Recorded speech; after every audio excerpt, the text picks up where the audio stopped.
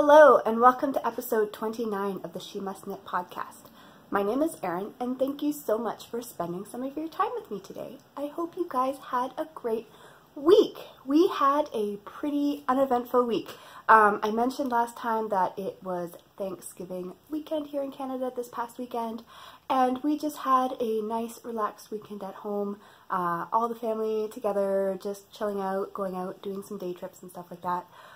It was really nice. However, as you know, as I've said before, whenever there's a long weekend, it totally throws my schedule off. I don't feel like I get as much done. I really need that Monday, but it's fine.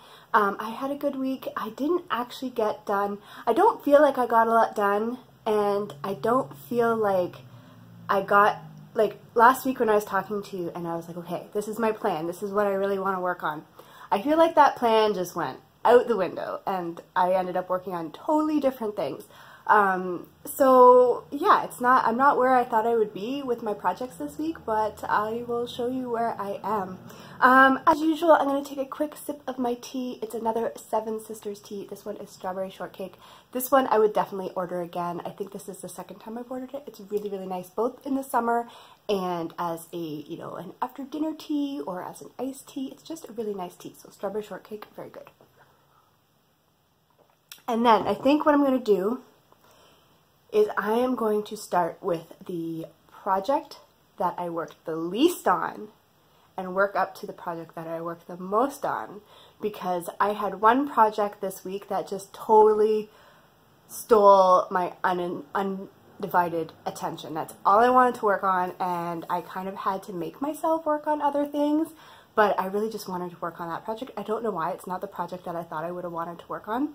But anyway, that's the case. So I worked a lot on one project and not a lot on the other projects, and then I have a problem with one of my projects.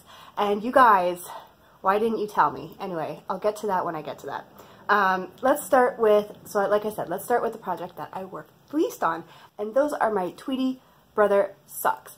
Now, I said before that for October, one of my mini goals this month is to finish at least the first sock of this pair, and I think I will still do that, but I just didn't want to work on these this week. Like I said, there was something else pulling on my attention.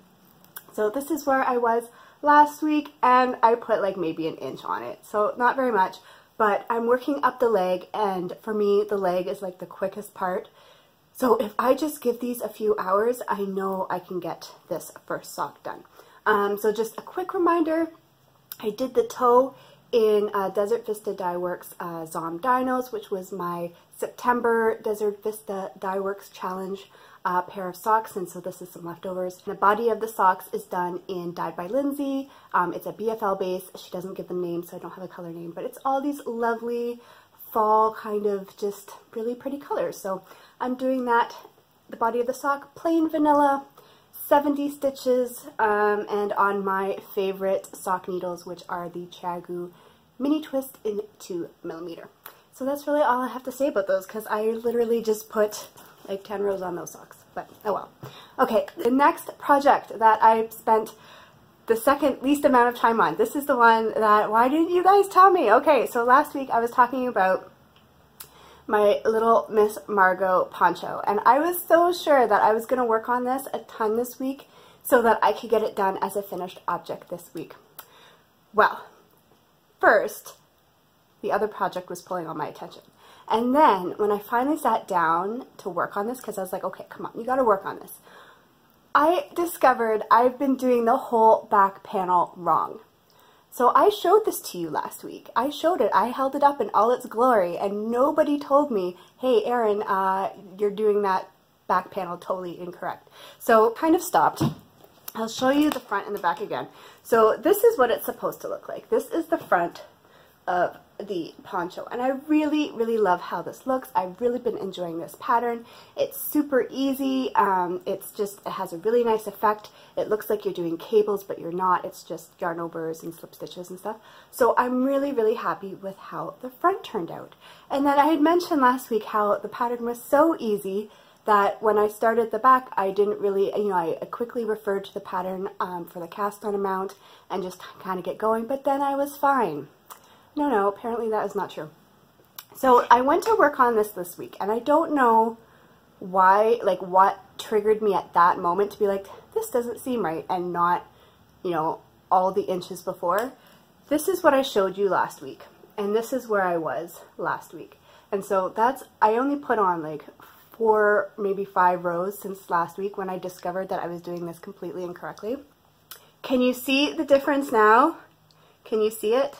So what I did was, after I had done the ribbing, the purl columns of the ribbing, I continued up, and I was only doing the slip stitch yarn over pattern on the knit column when it should have been that stitch pattern across the whole panel. So I'll show you the front again and you can see the difference. So here's the ribbing down here, and here's that's the slip stitch pattern done over the entire panel, and on the back I'm only doing it on the knit stitches. So it's kind of like I've made it into kind of a rib. Now this is what has stalled me out, and I'd love your opinion on this, because when I realized that I was doing it wrong, I was like, okay, but you know, it still looks nice, right? And because the poncho is basically a front piece and a back piece, the front piece is going to have that pattern and the back piece will have this pattern. And yes, they are different, but I don't think it's going to take away from the overall design. So I was like, it'll be fine, you know, just if I just keep going.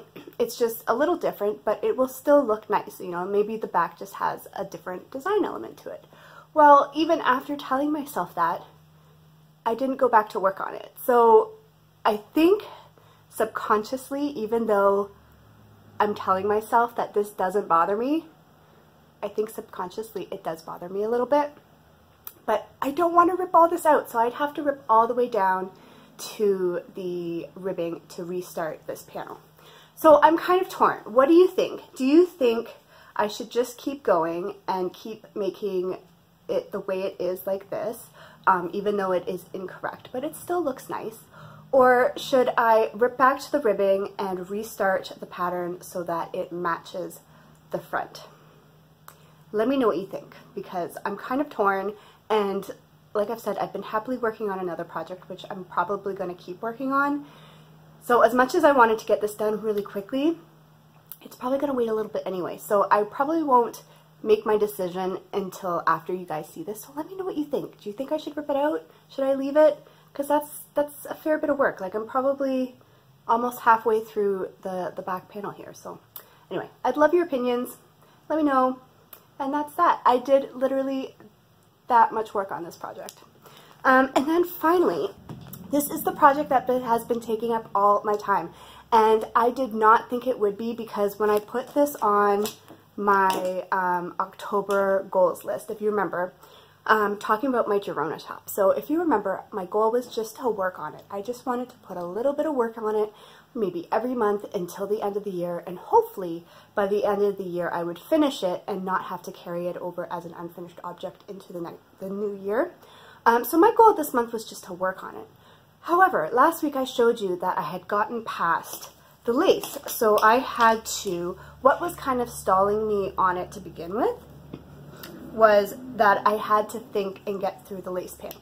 So it's got this little lace panel right there, and I had to concentrate to get through that lace panel. Well, before last week, last week, I showed you I had finished the lace panel. So now it's just easy peasy knitting, and all I have to do is remember to put the increases in to account for the decreases on the front piece that I did, because I'm trying to adjust the size.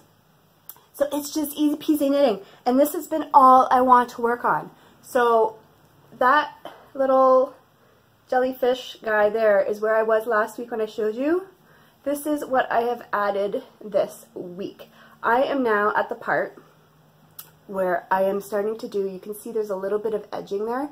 This is where the sleeve edging has started. So this pattern has kind of finished sleeve edgings. I have started those sleeve edgings, and it's only going to be not too many rows, maybe 20, 30 so more rows before I start shaping the neckline and then working up each piece or each side. And I find once I get to that point, it goes by really, really quickly. So I might even have this done this month, which totally shocks me.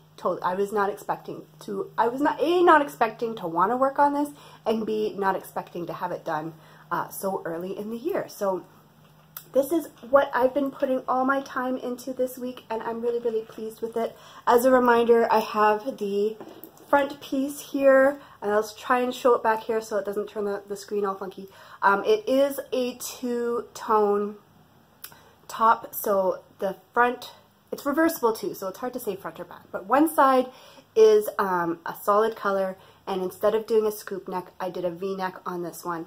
And then the other side is the contrast color with a little bit of that first color up at the top.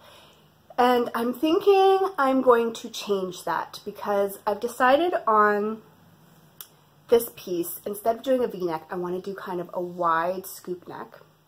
And if I do the blue, so if I bring in the blue and do it on the top part, I'm worried it's going to hit me in a weird spot. So I either have to make sure that I start it above the bust or below the bust, because you don't want a line going right through the middle of your bust. So what I'm thinking I might do is continue with the gray up the sides, like up the shoulders, and then just bring in the blue maybe at the very, very top, and then add a I-cord edging to the scoop neck in the blue as well, just to kind of bring that color. And that's where I'm kind of heading right now. But things can totally change by the time I get to there, because I have ideas and then I get to a certain point and then I have new ideas. So that's where I'm kind of thinking I'm going to go. But yeah, I'm not that far off from doing the neck shaping, and so I have a feeling this is what I'm going to be working on a lot this week. I'm really inspired by this project again, and this is what I want to work on. So that's probably going to be what I'm going to work on, but who knows, next week it might be a totally different story. I just kind of go where my whims take me, right? So the last thing I'm going to show you before we get to my collection this week is the little bit of spinning that I've been doing. The other goal, my spinning goal for October was to finish one color of the two blues that I'm doing for Avery's Rainbow Dash sweater that I want to spin for. Well, I'm spinning for it this year, and then I want to actually knit it next year. That's going to go on my bingo card for next year. And I finished the one color. So I've got all of, this is the blue that's kind of leaning green on the one bobbin. I spun it all up, and I've had my wheel sitting empty for like a week. I don't know why. See, I've said this before. I need to get it started so that it's on my wheel, and then I will actually work on it, because next, so that was my goal for October, just to finish that, and that's done.